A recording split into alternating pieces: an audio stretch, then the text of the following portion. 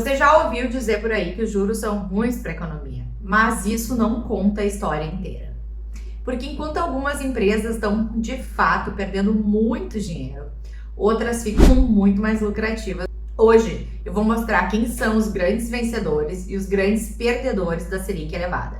No final eu vou explicar porque justamente os maiores perdedores de hoje podem se tornar os maiores vencedores quando os juros começarem a cair. Então fica comigo até o final. Antes de tudo, existe um erro que muita gente comete. Quando escuta que a Selic subiu, pensa imediatamente: isso é ruim para todo mundo. Só que, como vocês sabem, o Brasil não é para amadores. O mercado financeiro não funciona assim e é por isso que no Brasil, que é o país com os juros mais altos, a gente tem alguns ganhadores históricos que lucram mais e mais ano após ano.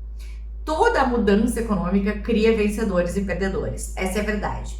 O dinheiro simplesmente não desaparece, ele muda de lugar. E é exatamente isso que está acontecendo agorinha. Vamos começar então pelos vencedores. O primeiro dos grandes vencedores no Brasil, eu acho que você já sabe quem são. São os bancos, eles mesmos. Quanto maior o juro, mais caro fica o crédito. E podem até alegar que vão conceder menos crédito por isso. Mas, em muitos casos, isso aumenta a margem financeira das instituições. E é por isso que bancos como Itaú, Bradesco, Santander, ABC costumam atravessar esse período muito melhor do que o resto da Bolsa de Valores. Eles são empresas que continuam gerando muito caixa, continuam lucrando estratosfericamente e continuam pagando excelentes dividendos, mesmo em épocas de juros muito altos. O ROI, o retorno sobre o capital próprio do Itaú, por exemplo, está batendo 24%, muito maior que os 15%, 14,25% da Selic.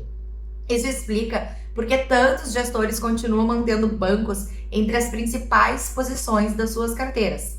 O segundo vencedor, claro, você também já deve ter pensado, é a renda fixa. Esse é o ambiente ideal para quem investe em Tesouro Selic, CDBs, LCIs, LCAs, debêntures e fundos DI. Quando os juros sobem, o retorno desses investimentos também aumenta.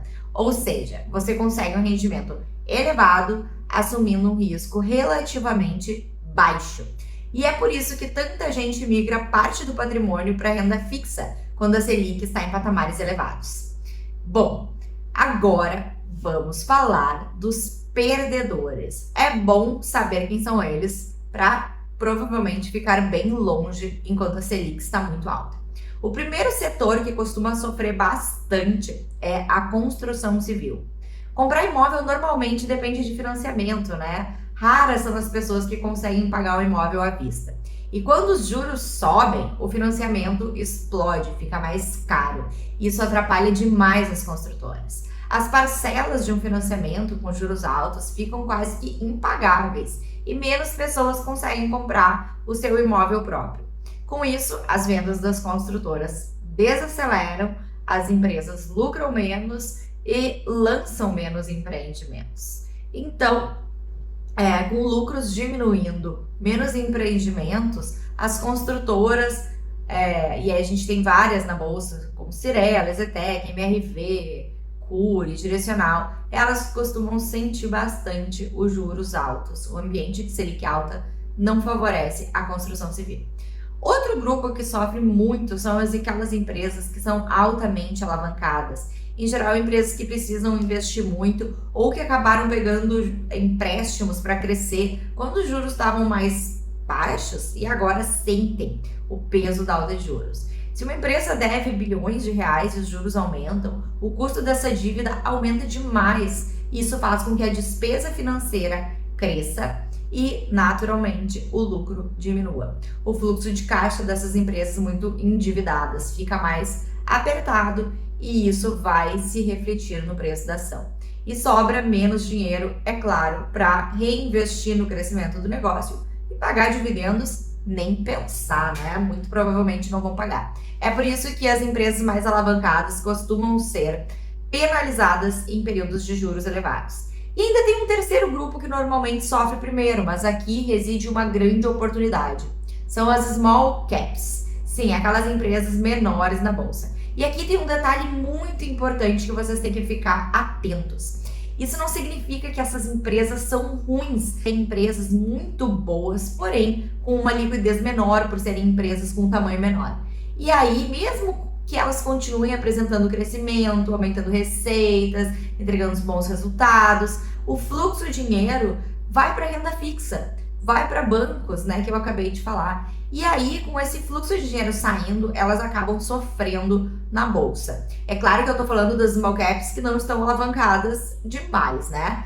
Mas, quando os investidores reduzem posições em ativos considerados mais arriscados para ir para a renda fixa, as small caps acabam sendo as vítimas do movimento. É justamente por isso que tantas small caps ficam extremamente baratas durante os ciclos de juros elevados. E agora vem a parte mais importante desse vídeo. Quando os juros começam a cair, os vencedores mudam completamente. As empresas mais endividadas respiram e começam a subir na bolsa. O crédito fica mais barato, a construção civil começa a vender mais, e aí a gente tem uma grande reviravolta. O varejo, por exemplo, ganha força e as small caps voltam a atrair novamente o interesse dos investidores. Quando essa mágica acontece, a gente vê potenciais explosivos de valorização. Eu já passei por vários ciclos desses.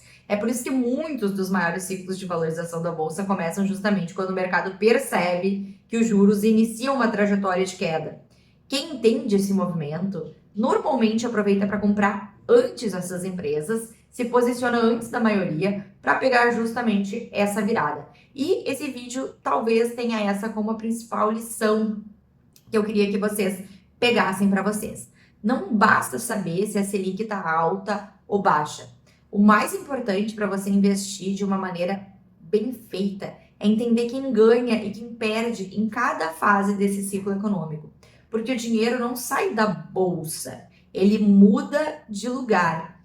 Ele às vezes sai da bolsa para renda fixa, mas ele também muda de endereço dentro da bolsa. E quem identifica essa mudança antes costuma investir muito, muito, muito melhor. Agora, eu quero saber a sua opinião sobre tudo que a gente falou aqui. Na sua carteira de hoje, você acha que está mais alocado aos vencedores dos juros altos ou aos perdedores dos juros altos? Me conta aqui embaixo. Esses ativos que podem se beneficiar quando o ciclo